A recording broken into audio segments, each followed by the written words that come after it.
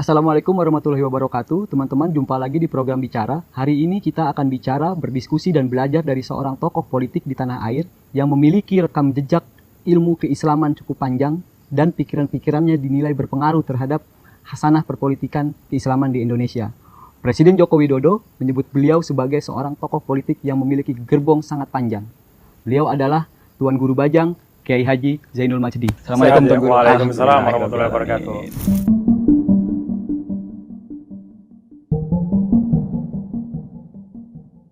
Tuan Guru dipuji oleh Presiden Jokowi sebagai orang yang memiliki gerbong panjang di dunia politik. Bagaimana Tuan Guru memaknai pujian tersebut? Ya, kan beliau datang sebagai tamu pada waktu itu ya, pada perhelatan Perindo, dan mungkin saya dianggap sebagai salah satu tuan rumah. Jadi itu bagian dari tamu berbaik-baik sama tuan rumah juga gitu. Itu satu. Yang kedua, saya pikir itu juga bagian dari apresiasi bukan kepada saya secara pribadi sebenarnya, tetapi mungkin ada hal-hal yang beliau anggap baik ya, dan ya kita syukurilah. Tuan Guru dan Pak Haritanu memiliki latar belakang yang boleh dibilang sangat berbeda. Tuan Guru adalah seorang ulama, cendekiawan, pemikir Islam, sementara Pak Haritanu adalah seorang pengusaha konglomerat yang terkadang oleh masyarakat dipandang secara insinuatif sebagai kelompok masyarakat yang tidak memiliki ideologi dalam politik. Sesungguhnya ada di mana sih titik perjumpaan antara Tuan Guru dengan Pak Haritanu di Partai Perindo ini? Jadi memang diskusi-diskusi saya dan beliau cukup panjang ya. Ya kalau dihitung secara rentang waktu mungkin lebih dari 1 tahun lah gitu. Nah ternyata beberapa hal yang saya lihat beliau punya komitmen ya terhadap kata persatuan itu beliau seperti apa ya, supaya seperti sesanti gitu. Jadi beliau tuh sangat obses dengan Indonesia harus tetap satu gitu, harus tetap kokoh gitu. Nah cuman instrumen yang paling vital menurut beliau untuk menghadirkan persatuan yang otentik ya, artinya bersatu bukan karena dipaksa-paksa gitu, tetapi semuanya menjalani persatuan itu dengan nyaman gitu. Itu udah kesejahteraan gitu. Jadi karena itu menurut beliau jalan kita di Indonesia untuk mengokohkan persatuan dalam rentang waktu yang beda-beda dengan tantangan yang beragam itu adalah mutlak masyarakat Indonesia harus sejahtera gitu. Jadi perbanyak dan perbesar sebesar-besarnya middle class di Indonesia. Karena kalau middle class sudah besar, maka politik pasti makin sehat. Satu. Yang kedua, aktivitas ekonomi akan lebih akuntabel. Ya, karena bisnis model pasti akan lebih simetris. Tidak ada orang yang bisa memanfaatkan atau mencari keuntungan, tidak gampang mencari keuntungan dengan menyembunyikan informasi. Karena orang semua sudah terdidik. Gitu. Nah karena itu maka beliau punya pandangan bahwa ini harus diperjuangkan. Gitu.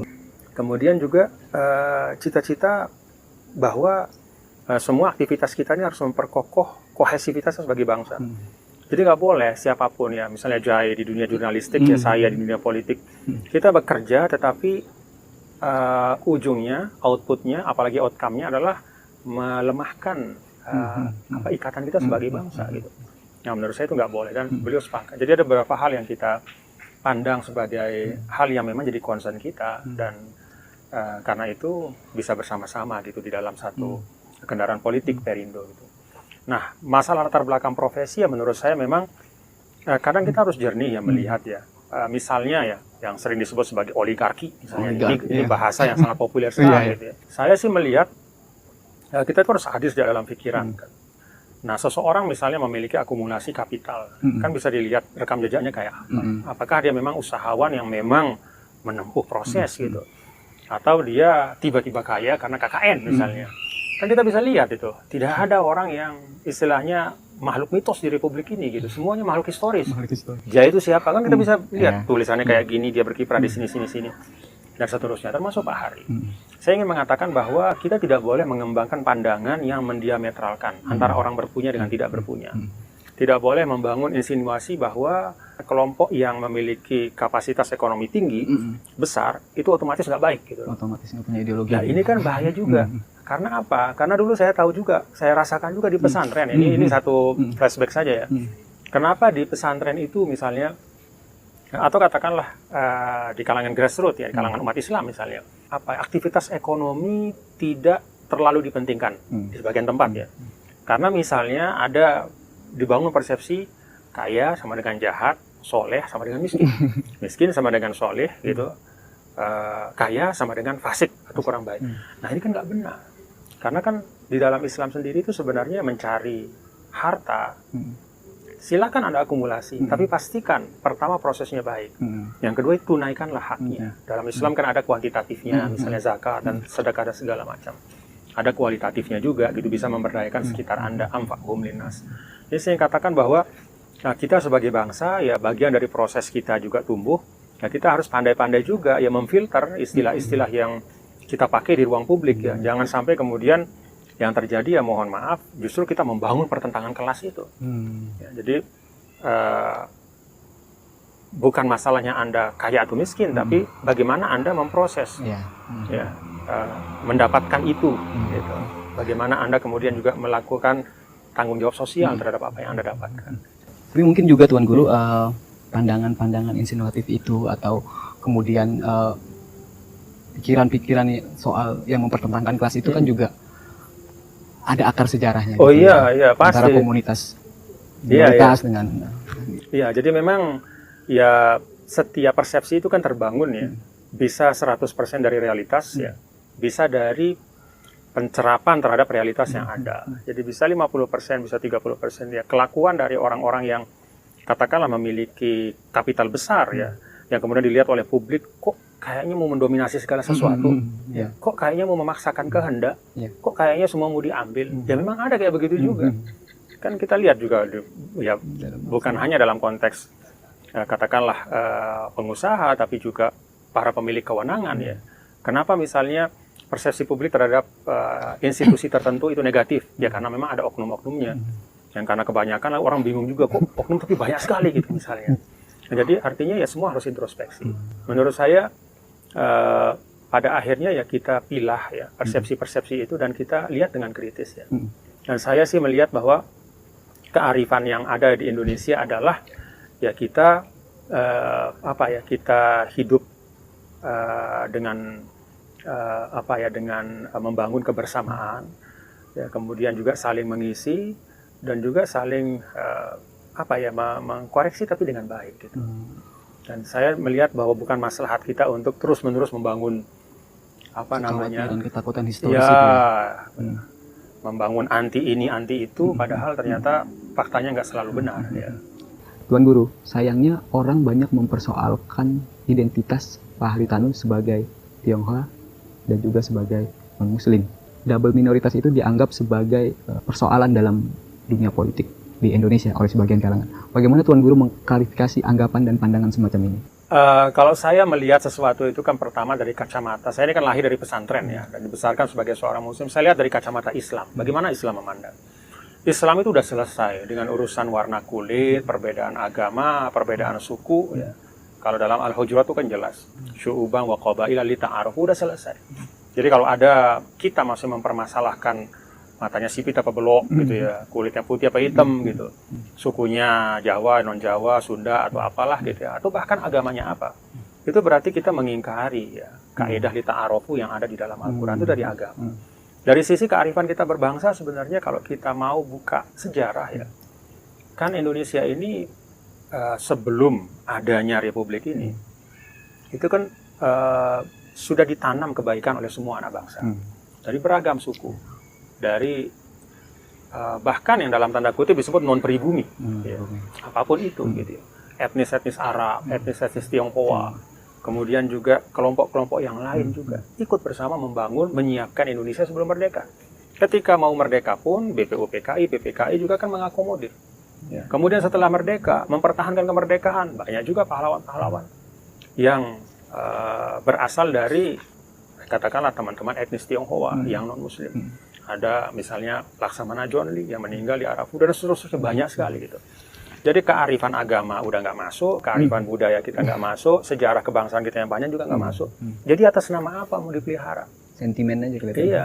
Bahkan kalau dalam pandangan Islam itu istilah mayoritas minoritas itu nggak boleh. Itu tidak boleh dan tidak pernah ada di dalam masa Rasulullah SAW itu nggak ada. Coba aja bayangkan ya. Dulu ketika Rasul itu memimpin di Madinah ya, itu umat Islam 15% loh. Jadi kalau sebagian menghitung sekitar 10.000 penduduk Madinah ya pada masa Rasul datang, itu 4.000-nya itu orang Yahudi, 4.500-nya itu orang Arab non-Muslim. Dan yang Muslim itu 1.500 yang bersama Nabi. 15%, tapi Nabi memimpin. Jadi Nabi itu memimpin dari kaum minoritas pada waktu pertama memimpin itu loh. Ketika Piagam Madinah itu. Artinya apa? Artinya masa-masa berkembangnya ya, Islam pada masa Rasulullah SAW dan eksperimen pemerintahan yang pertama yang disebut pemerintahan Madinah itu tercipta karena ada kebersamaan tanpa melihat mayoritas minoritas. Dan itu diwariskan terus oleh Islam seterusnya gitu. Jadi di tempat-tempat di mana Islam tersebar, termasuk di Nusantara, di kerajaan-kerajaan Islam yang ada di Nusantara ini, Demak, kemudian kerajaan Islam Mataram, yang non-Muslim ini tetap bisa berkiprah sebagai intelektual, sebagai dokter, sebagai ahli ekonomi, tetap berkiprah semuanya. Jadi mayoritas minoritas itu di dalam konteks al-muwatonah ya, kewarganegaraan itu nggak boleh. Dan itu kalau kami itu kan dibesarkan dalam tradisi Al-Azhar. Nah, Grand Syekh Al-Azhar itu sering menyampaikan bahwa dalam konsep negara bangsa, satu negara satu bangsa, kita nggak boleh lagi nyebut aglabiyah dengan akoliyah, mayoritas dan minoritas. Karena itu bertentangan dengan elan vital Islam yang paling mendasar, apa itu? Iman dan amal soleh. Kontribusi Anda gitu. Mau Anda mayoritas minoritas, ya kontribusi Anda seberapa banyak. Jadi seharusnya sudah bukan hal yang nggak boleh lagi dibicarakan. Itu nggak ada pembenarannya dalam agama, itu nggak boleh. Dalam tradisi kita ber-Indonesia juga nggak pantas. Walaupun dalam realitas politik hari ini masih ada kelompok-kelompok. Ya, itu kan biasanya dimainkan karena sentimen elektoral. Kan mayoritas minoritas itu erat kaitan dengan populisme. Ya, jadi populisme itu adalah bagaimana menarik, mengattract dukungan dari kelompok yang dianggap besar, mayoritas. Bagaimana caranya? Biasanya lalu menggunakan sentimen primordial. Apa sentimen primordial yang paling laku? Ya agama. Jadi itu sebenarnya dia satu aliran, mulai dari isu mayoritas minoritas, lalu kemudian masuk ke populisme, dan ujungnya memainkan politik identitas. Vitalisasi suara ya. Cuman cari suara saja. Cari suara aja ya. Oke. Tuan Guru, apa saja sebetulnya pembagian tugas dan kewenangan antara Tuan Guru sebagai Ketua Harian DPP Perindo dengan Pak Haritanu selaku Ketua Umum DPP Perindo? Prinsipnya sih beliau mempercayakan hampir segala hal ya kepada saya, dalam arti secara kolektif kolegial ya, kami selalu berdiskusi terkait dengan masalah-masalah yang dianggap penting ya, internal maupun eksternal. Dan beliau orang yang memang decisif ya, tetapi juga sangat membuka ruang untuk diskusi, dan itu bagus menurut saya. Ya. Bagus. Ada soal nanti pembagian kekuasaan seperti apa? Karena Pak Haritanu kan juga dalam sejarahnya kan juga berkeinginan ya untuk maju dalam pilpres. Kita nggak sampai ke situ. Jadi semua yang kita bicarakan per hari ini adalah bagaimana membesarkan Partai Perindo secara maksimal. Dengan target-target kuantitatif 2 digit, target kualitatif adalah kita bisa hadir sebagai kekuatan politik yang mewarnai parlemen pusat maupun daerah, termasuk juga mensuplai kader-kader untuk di ranah eksekutif.